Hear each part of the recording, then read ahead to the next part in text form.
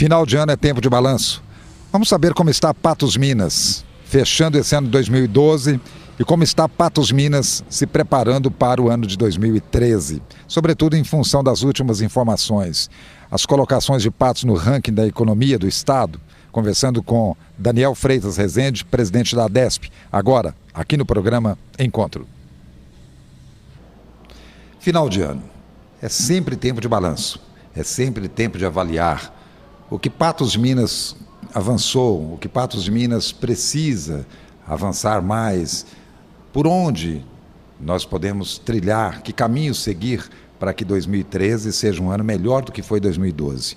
Por isso, nesse momento, eu estou com o Dr. Daniel Freitas Rezende, já nosso conhecido de algum tempo, advogado, brilhante, empresário, e hoje presidente, aliás, há um ano, presidente da ADESP, que é a Agência para o Desenvolvimento Econômico e Social de Patos Minas, uma entidade que agrega 23 outras entidades. São segmentos produtivos de Patos Minas que estão agregados à ADESP e que por eles passam, evidentemente, toda a potencialidade de Patos Minas. Daniel, é um prazer estar aqui com você no final de ano, e eu sei que o ano para você foi um ano muito bom, porque foi um ano de trabalho, né? E você pôde trabalhar, coisa que você gosta de fazer. Portanto, obrigado por nos atender aqui para a gente conversar nesse final de ano. Eu que agradeço, José Afonso. É sempre um prazer falar, né, para o programa Encontro, principalmente aí conduzido por você. É uma satisfação sempre. Bem, o nosso assunto hoje é principalmente na área empresarial, na área de investimentos, na capacidade de potencial econômico de Patos Minas, em função, sobretudo, desses balanços, dessas avaliações, dessas pesquisas de final de ano que são muito comuns, né?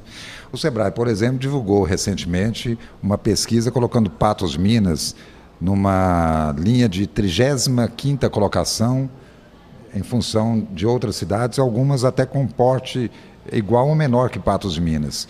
Eu acho que isso precisa ser explicado por quem vivencia esse meio, como você, e, sobretudo, para nos dar uma informação segura de que isso é um indicador de provocação até de pânico para nós patenses, ou isso tem que ser avaliado de uma outra forma, de um outro ângulo, que pode ser um indicativo de que realmente Patos precisa crescer, mas não é uma situação desesperadora.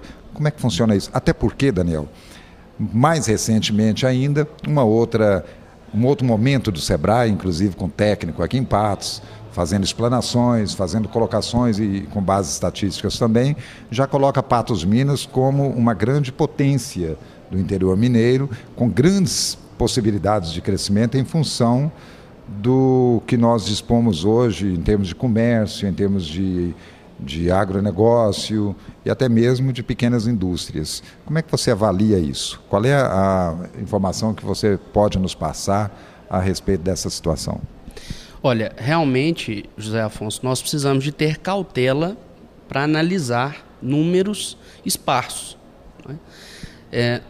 O Sebrae, que é um grande parceiro da Agência de Desenvolvimento e principalmente do micro e pequeno empresário local e de todo o estado e de todo o Brasil, desenvolve trabalhos grandiosos e há ali pessoas de alto gabarito para se analisar dados de todos os municípios do Brasil e mineiros, falando aí então do Sebrae Minas. Dentre eles o setor de inteligência para desenvolvimento econômico. Esse setor de inteligências, ele desenvolveu aí um estudo dos 853 municípios mineiros, né, levando em consideração 5 fatores para dizer quais estão desenvolvendo mais e quais estão desenvolvendo menos. E esses 5 fatores, eles agregam aí ambiente propício de desenvolvimento econômico, fatores de capacidade de alavancagem do município para receber recursos do governo estadual, do governo federal, que obviamente vão direto ao encontro do empresário, e aí infraestrutura básica, né, que seriam esses recursos, que seriam esses investimentos. E quando a gente compara, então, esse estudo feito pelo Sebrae de todos os municípios mineiros, obviamente nós vamos observar que alguns se destacam mais em determinados fatores. Foi o que aconteceu nesse estudo inicial.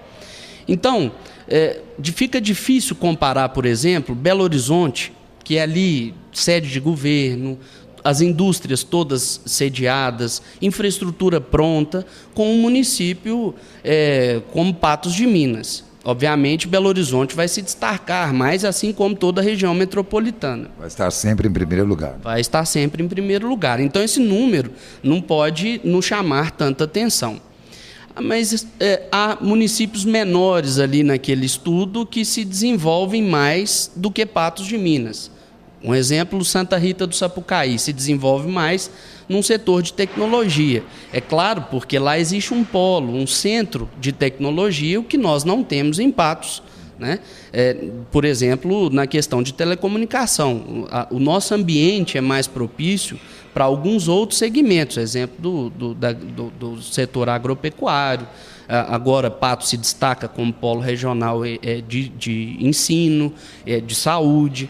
Então, quando nós observamos esses índices especificamente em determinadas áreas, aí então nós vamos perceber que Patos não fica tão mal colocada, né?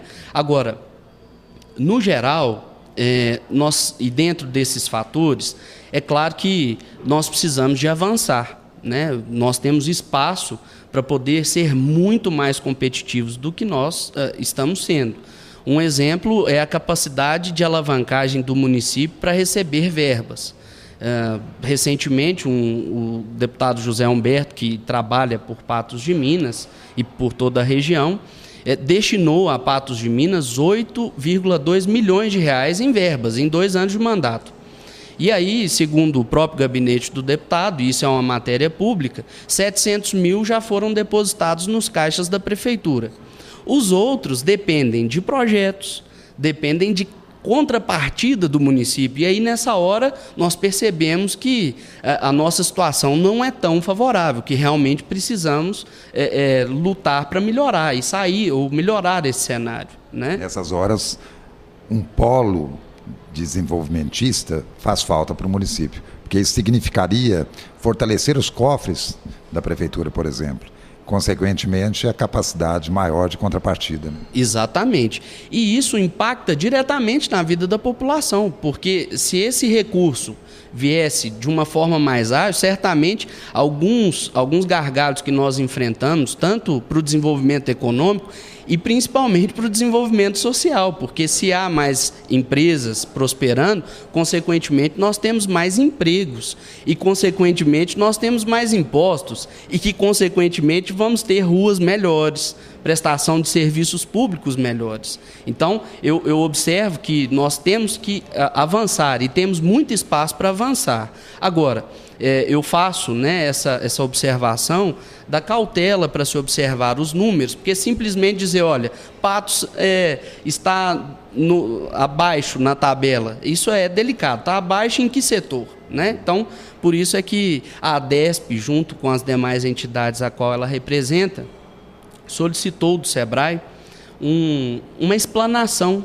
um diagnóstico sobre esse estudo que foi feito, e o SEBRAE, como parceiro excelente que nos destinou, então, uma pessoa da agência de inteligência lá do SEBRAE, que veio até Patos de Minas, conversou com todos os dirigentes da entidade, nos relatou os números que, né, ali nos transmitem essa notícia de o porquê Patos às vezes não se desenvolve tanto como outras cidades, e ali nós tivemos então condição de entender um pouco melhor esse estudo.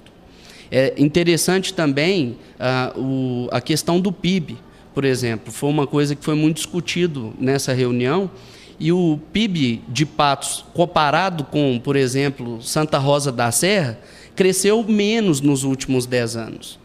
E, então, essas ações e o porquê que cresceu menos é que nós precisamos de atacar e tentar, consequentemente, tornar sempre Patos de Minas um município próspero e desenvolvimentista.